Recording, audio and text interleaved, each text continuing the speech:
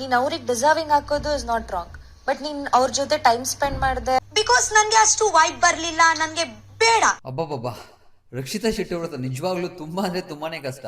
ಈ ವಿಡಿಯೋದಲ್ಲಿ ಯಾರು 3 ಜನ ಕಾಣಿಸ್ತಿದ್ರೆ, ಕಾವ್ಯ ಅವರು, ಧನುಷ್ ಅವರು, ಸೂರಜ್ ಅವರು, ಯಾವುದೋ ಒಂದು ಮೂಲೆಯಲ್ಲಿ ಅವ್ರು ಮಾಡಿರುವಂತಹ ಒಂದು ತಪ್ಪುಗಳ ಬಗ್ಗೆ ಇಂಡೈರೆಕ್ಟ್ ಹೇಳೋದಕ್ಕೆ ಪ್ರಯತ್ನ ಪಡ್ತಿದ್ದಾರೆ. ಅದೇ ರೀತಿ ಒಂದು ಒಪಿನಿಯನ್ ಶೇರ್ ಮಾಡ್ಕೊಳ್ಳೋದಾಗಿರ್ಬೋದು. ಇದು ಯಾವುದೇ ರೀತಿ ಗಲಾಟೆ ಅಲ್ಲ, ಒಂದು ಕ್ಯಾಶುವಲ್ ಕಾನ್ವರ್ಸೇಷನ್. ಆ ಒಂದು ಡಿಸ್ಕಷನ್ ಅಲ್ಲಿ ಆ 3 ಜನ ಏನು ಹೇಳೋದಕ್ಕೆ ಪ್ರಯತ್ನ ಪಡ್ತಿದ್ದಾರೆ, ಬಟ್ ರಕ್ಷಿತಾ ಶೆಟ್ಟಿ ಕೇಳ್ತಾನೆ ಇಲ್ಲ. ಪ್ರತಿಯೊಂದಕ್ಕೂ ಸಮರ್ಥನೆ ಮಾಡ್ಕೊಂತಿದ್ದಾಳೆ. ಅದೆಷ್ಟು ಕಾನ್ಫಿಡೆಂಟ್ ಆಗಿ ಮಾತಾಡ್ತಿದ್ದಾಳೆ ಅಂತ ಹೇಳಿದ್ರೆ, ಏನೇ ಒಂದು ಪಾಯಿಂಟ್ ಮಾತಾಡಿದ್ರು ಅದಕ್ಕೆ ಟಕರ್ ಕೊಡ್ತಿದ್ದಾಳೆ. ಈ 4 ಜನರ ಮಧ್ಯೆ ಯಾವ ಪಾಯಿಂಟ್ಗೆ ಒಂದು ಡಿಸ್ಕಷನ್ ನಡೀತಿದೆ ಅಂತ ಹೇಳಿದ್ರೆ, ಖುದ್ದಾಗಿ ಕಾವ್ಯ ಅವರು, ಸೂರಜ್ ಅವರು, ಧನುಷ್ ಅವರು ಕಾವ್ಯ ಅವ್ರನ್ನ ಒಂದು ಪಾಯಿಂಟ್ ಕೇಳ್ತಿದ್ದಾರೆ. ನಿನ್ಗೆ ಈ ಮನೇಲಿ ಇರೋದಕ್ಕೆ ಡಿಸರ್ವ್ ಪಾಯಿಂಟ್ಸ್ ಅಂತ ಏನ್ ಬೇಕು, ಸೊ ಬೇರೆಯವರು ಡಿಸರ್ವ್ ಅಂತ ಹೇಳೋದಕ್ಕೆ ನೀನು ಯಾವುದನ್ನ ಕನ್ಸಿಡರ್ ಮಾಡ್ತೀಯ ಅಂತ ಕೇಳಿದಾಗ, ರಕ್ಷಿತಾ ಶೆಟ್ಟಿ ಅವ್ರು ಹೇಳ್ತಾರೆ, ನನಗೆ ಮೊದಲನೇ ಪಾಯಿಂಟ್ ತುಂಬಾ ಆಕ್ಟಿವ್ ಆಗಿರ್ಬೇಕು, ಅದೇ ರೀತಿ ಕಾನ್ಫಿಡೆಂಟ್ ಆಗಿ ಮಾತಾಡಬೇಕು, ಯಾವುದೇ ಒಂದು ಸಿಚುವೇಶನ್ ಅಲ್ಲಿ ಡಲ್ ಆಗಿರ್ಬಾರ್ದು, ಬಟ್ ಏನಾದ್ರು ಒಂದು ಸಿಚುವೇಶನ್ ಅಂತ ಬಂದಾಗ ಡೆಫಿನೆಟ್ಲಿ ಅದಕ್ಕೆ ಸ್ಟ್ಯಾಂಡ್ ತಗೊಬೇಕು. ಈ ಎಲ್ಲ ಕ್ವಾಲಿಟೀಸ್ ಇದ್ದವ್ರಿಗೆ ಮಾತ್ರ ಈ ಮನೇಲಿರೋರಿಗೆ ಡಿಸರ್ವ್ ಇದೆ. ಸೊ ಅವರ ಇವರ ಹೆಸರು ಹೇಳ್ಕೊಂಡು ಬೇರೆಯವರ ಶಾಡೋಲ್ ಇರೋರು ಈ ಮನೆಯಿಂದ ಆಚೆಗೆ ಹೋಗ್ಬೇಕು ಅಂತ ಹೇಳ್ತಾರೆ. ಅಂದ್ರೆ ಅವ್ರು ಯೂಸ್ ಮಾಡಿರುವಂತಹ ಕೆಲವೊಂದು ವರ್ಡ್ಸ್ ಇಂಡೈರೆಕ್ಟ್ ಆಗಿ ಅಲ್ಲಿ ಕೂತಿರುವಂತಹ ಒಬ್ಬರಿಗೆ ಅನ್ವಯಿಸ್ತಾ ಇದೆ ಅಂತ ಅರ್ಥ. ಆಗ ಕಾವ್ಯ ಅವರು ರಕ್ಷಿತ್ ಅವ್ರಿಗೆ ಹೇಳ್ತಾರೆ, ನೀನು ಕೆಲವೊಬ್ಬರ ಪರ್ಟಿಕ್ಯುಲರ್ ಪೀಪಲ್ಸ್ ಜೊತೆ ಮಾತ್ರ ಚೆನ್ನಾಗಿರ್ತೀಯ. For example ರಘುವಣ್ಣ ಅವರಾಗಿರ್ಬೋದು, Malu ಅವರಾಗಿರ್ಬೋದು. ನಿನ್ನ ಪ್ರಕಾರ ಅವ್ರು ಯಾವುದೇ ಟಾಸ್ಕ್ ಅಲ್ಲಿ ಗೆದ್ರು ಸೋತ್ರು, ಯಾವುದೇ ಒಂದು ಗಲಾಟೆಯಲ್ಲಿ ಮಾತಾಡಿದ್ರು ಅವ್ರನ್ನ ನೀನು ಸಮರ್ಥನೆ ಮಾಡ್ಕೊಂತೀಯ. ಅವ್ರ ಮೇಲೆ ಯಾವುದೇ ರೀತಿ ಒಂದು ಕಂಪ್ಲೇಂಟ್ಸ್ ಹೇಳೋದೇ ಇಲ್ಲ. ಯಾಕಂತ ಹೇಳಿದ್ರೆ ಅವ್ರ ಜೊತೆ ನಿಂಗೊಂದು ಬಾಂಡಿಂಗ್ ಇದೆ, ನೀವೆಲ್ಲ ಚೆನ್ನಾಗಿದ್ರ. ಸೊ ಆ ತರ ಇರಿ, ಚೆನ್ನಾಗಿದೆ, ನಮ್ಗೇನು ಪ್ರಾಬ್ಲಮ್ ಇಲ್ಲ. ಬಟ್ ನನ್ನ ಪಾಯಿಂಟ್ ಏನು ಅಂತ ಹೇಳಿದ್ರೆ, ಬೇರೆಯವರ ಬಗ್ಗೆ ನೀನ್ ಕೆಳಗಡೆ ಹಾಕಿ ತುಳಿಯುವಂತಹ ಕೆಲವೊಂದು ಒಪಿನಿಯನ್ ಹೇಳ್ತೀಯಲ್ವಾ, ಸೊ ನೀನು ಆ ಥರ ಹೇಳ್ಬೇಕು ಅಂತ ಹೇಳಿದ್ರೆ ಅವ್ರ ಜೊತೆ ಒಂಚೂರು ಮಿಂಗಲ್ ಆಗಿರ್ಬೇಕು. ನೀನು ಅವ್ರ ಜೊತೆ ಹೋಗಿ ಬೆರೆಯೋದೇ ಇಲ್ಲ, ಅವ್ರ ಜೊತೆ ಕೂತ್ ಮಾತಾಡೋದೇ ಇಲ್ಲ, ಅವ್ರಿಗೂ ನಿಂಗೊಂದು ಬಾಂಡಿಂಗ್ ಇರೋಲ್ಲ. ಸೊ ಅವ್ರ ಬಗ್ಗೆ ನೀನು ಯಾವ ಥರ ಒಂದು ಒಪಿನಿಯನ್ ಇಲ್ಲ, ಡಿಸರ್ವ್ ಇಲ್ಲ ಅಂತ ಹೇಳ್ತೀಯ ಅಂತ ಕೇಳಿದಾಗ ರಕ್ಷಿತ್ ಅವ್ರು ಹೇಳ್ತಾರೆ, ಸೊ ನಾನು ಅವ್ರ ಜೊತೆ ಮೀಟ್ ಮಾಡೋದಕ್ಕೆ ಕೂಡೋಕೆ ನಂಗೆ ಇಷ್ಟ ಇಲ್ಲ.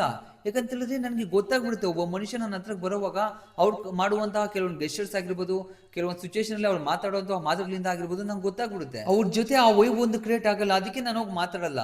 ಸೊ ಮಾತಾಡಿಲ್ಲ ಅಂತ ಹೇಳ್ಬಿಟ್ರೆ ಅವ್ರನ್ನ ನಾನು ಒಳ್ಳೆಯವರು ಅಂತ ಹೇಳಕ್ಕಾಗುತ್ತಾ? ಸೊ ನನಗೆ ಅದಕ್ಕೆ ಅವ್ರು ಮಾಡುವಂತಹ ಕೆಲವೊಂದು ಟಾಸ್ಕ್ ಆಗಿರ್ಬೋದು, ಮಾತಾಡೋ ಮಾತುಗಳು, ತೋರಿಸುವಂತಹ ಗೆಸ್ಟರ್ಸ್ ಆಗಿರ್ಬೋದು, ಅದರಿಂದ ನನಗೆ ಅವ್ರ ಮೇಲೆ ಅಷ್ಟು ಒಳ್ಳೆ ಅಭಿಪ್ರಾಯ ಬರೋಲ್ಲ. ಅದಕ್ಕೆ ನಾನು ಅವ್ರನ್ನ ಅನ್ಡಿಸರ್ವ್ ಅಂತಾನೆ ಹೇಳ್ತೀನಿ.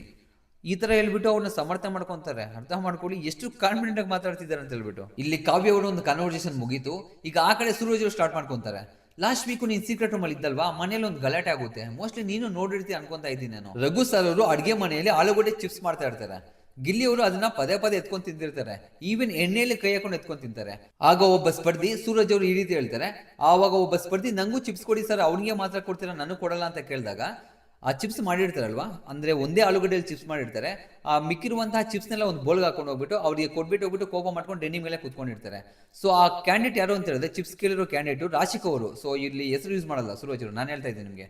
ರಾಶಿಕ್ ಅವರು ಆ ರೀತಿ ಚಿಪ್ಸ್ ಕೇಳಿದ್ದಕ್ಕೆ ಪದೇ ಪದೇ ರಘು ಸರ್ ಅವರು ಕೋಪ ಮಾಡ್ಕೊಂಡು ಮಾಡಿರುವಂತಹ ಚಿಪ್ಸ್ನೆಲ್ಲ ಒಂದು ಬೋಲ್ಗೆ ಹಾಕ್ಬಿಟ್ಟು ರಾಶಿಕ್ ಅವ್ರಿಗೆ ಕೊಟ್ಬಿಟ್ಟು ಹೋಗ್ಬಿಡ್ತಾರೆ ಕೋಪ ಮಾಡ್ಕೊಂಡು. ಆ ಒಂದು ಡೈನಿಂಗ್ ಟೇಬಲ್ ಮೇಲೆ ಕುತ್ಕೊಂಡಿರ್ತಾರೆ. ಇಲ್ಲಿ ಸೂರಜ್ ಅವ್ರ ಪಾಯಿಂಟ್ ಏನು ಅಂತ ಹೇಳಿದ್ರೆ, ಸೊ ಗಿಲ್ಲಿ ತಿಂದಿದ್ದಕ್ಕೆ ಪ್ರಾಬ್ಲಮ್ ಏನಿಲ್ಲ, ರಾಶಿಕ ಕೇಳಿದಾಗ ಒಂದು ಚಿಪ್ಸ್ ಕೊಟ್ಟಿದ್ದಿದ್ರೆ ಎಲ್ಲಾ ಸಿಚುವೇಶನ್ ಎಲ್ಲ ಸರಿ ಹೋಗ್ತಿತ್ತು.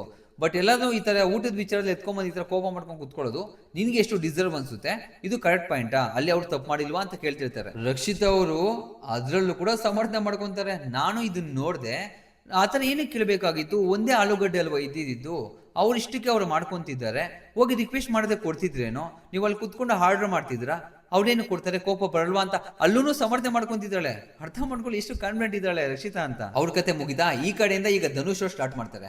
ಮಾಳು ಅಣ್ಣವರು ಆ ಒಂದು ಕೂದಲು ಬೋಡ್ಸ್ಕೊಂಡಿರ್ತಾರಲ್ವಾ, ಆ ಟಾಸ್ಕ್ ನ ನೆನಪು ಮಾಡ್ಬಿಟ್ಟು ಆ ಒಂದು ವಾರದಲ್ಲಿ ಆ ಒಂದು ಟಾಸ್ಕ್ ಅಲ್ಲಿ ಯಾರು ಮಾಡದೇ ಇರುವಂತಹ ಸ್ಯಾಕ್ರಿಫೈಸ್ ಮಾಡಿ ತಲೆನ ಬೋಡ್ಸ್ಕೊಂಡ್ರು. ಬಟ್ ಫಲಿತವಾಗಿ ಅವ್ರೇನಾದ್ರು ಕ್ಯಾಪ್ಟನ್ಸಿ ಟಾಸ್ಕ್ ಆಯ್ಕೆ ಆದ್ರ, ಫೈನಲ್ ಟಾಸ್ಕ್ ಏನಾದ್ರು ಕ್ವಾಲಿಫೈ ಆದ್ರ? ಸೊ ಹೋಗ್ಲೇ ಇಲ್ಲ. ಅಲ್ಲೂ ಕೂಡ ಬಹುಮತ ಅನ್ನೋ ಒಂದು ಚಾನ್ಸ್ ಇತ್ತು. ಸೊ ಅಲ್ಲಿ ಸ್ಟ್ಯಾಂಡ್ ತಗೊಂಡು ಅವ್ರು ಮುಂದೆ ಹೋಗ್ಬೇಕಾಗಿತ್ತಲ್ವಾ.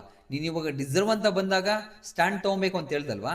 ಸೊ ಅವ್ರು ಅವತ್ತು ಸ್ಟ್ಯಾಂಡ್ ತಗೊಂಡ್ರು, ಅದು ನಿಂಗೆ ತಪ್ಪನಿಸ್ತಿಲ್ವಾ ಅಂತ ಕೇಳಿದಾಗ ರಕ್ಷಿತ್ ಅವರು ಅದನ್ನ ಯಾವ ರೀತಿ ಸಮರ್ಥನೆ ಮಾಡ್ಕೊಂಡ್ರು ಗೊತ್ತಾ? ನಿಜವಾಗ್ಲೂ ಕೇಳಿದ್ರೆ ತಲೆ ತಿರುಗುತ್ತೆ. ಮಾಳು ಅಣ್ಣವರು ಇದಕ್ಕೂ ಮುಂಚೆ ಕ್ಯಾಪ್ಟನ್ ಆಗಿದ್ದಾರೆ. ಆ ಒಂದು ರೀಸನ್ ಇಂದ ಅವ್ರು ಅದನ್ನ ತ್ಯಾಗ ಮಾಡಿದ್ರು. ಅವ್ರ ದೊಡ್ಡ ಗುಣ ಅದು ಅಂತ ಹೇಳ್ಬಿಟ್ಟು ಅವ್ರ ಬಾಯಿ ಮುಚ್ಚಿದ್ರು. ನಿಜವಾಗ್ಲೂ ಕೇಳ್ತಾ ಇದ್ರೆ ಲೈವಲ್ ಕಾನ್ವರ್ಸೇಷನ್, ಅಮ್ಮ ತಾಯಿ ನಿಂಗೆ ಕೈ ಎತ್ತು ಮುಗಿಬೇಕಮ್ಮ ಅನ್ಸ್ಬಿಡ್ತು. ಸ್ನೇಹಿತರೆ, ಈ ಒಂದು ಪರ್ಟಿಕ್ಯುಲರ್ ಟಾಪಿಕ್ ಬಗ್ಗೆ ನಿಮ್ಗೆ ಅನ್ಸು ದಯವಿಟ್ಟು ಕಮೆಂಟ್ ಮೂಲಕ ತಿಳಿಸ್ಕೊಡಿ. ಮತ್ತೆ ಕಾವ್ಯ ಅವ್ರದ್ದು ಮತ್ತೆ ರಕ್ಷಿತಾ ಶೆಟ್ಟಿ ಅವರು ಈ ಒಂದು ರಿವಾಲ್ವರ್ ನಡೀತಿದಲ್ವಾ, ಇವಾಗೇನೋ ನಾವು ನೋಡಿದ್ದು ಒಂಥರ ಸ್ಲೋ ಆಗಿ ಒಂದು ಕೋಲ್ಡ್ ವಾರ್ ತರ ಹೋಗ್ತಿತ್ತು. ನೋಡ್ಕೊಳ್ಳಿ. ನಾನು ಹೇಳ್ತಾ ಇದ್ದೀನಿ, ಈ ವಾರದಲ್ಲಿ ಅವ್ರಿಗೆ ಮುಖಾಮುಖಿ ನಿಂತ್ಕೊಂತಾರೆ ಯಾವುದೋ ಒಂದು ಸಿಚುವೇಶನ್ ಇಲ್ಲ, ಅದಂತೂ 100% ಈ ವಾರದಲ್ಲಿ ಆ ಒಂದು ಸೀನ್ ನಾವು ನೋಡ್ತೀವಿ. ಇವ್ರಿಬ್ರಲ್ಲಿ ನಿಮಗೆ ಯಾರು ಬೆಸ್ಟ್ ಅನ್ಸುತ್ತೆ ಅಂದ್ರೆ, ಒಂದು ಡಿಸಿಷನ್ ಮೇಕಿಂಗ್ ಅಂತ ಬಂದಾಗ ಯಾರು ಡಿಸಿಷನ್ ತಗೊಂತಾರೆ, ಒಂದು ಒಪಿನಿಯನ್ ಹೇಳ್ಬೇಕು ಅಂತ ಹೇಳಿದಾಗ ಯಾರು 100% ಕರೆಕ್ಟಾಗಿ ಹೇಳ್ತಾರೆ.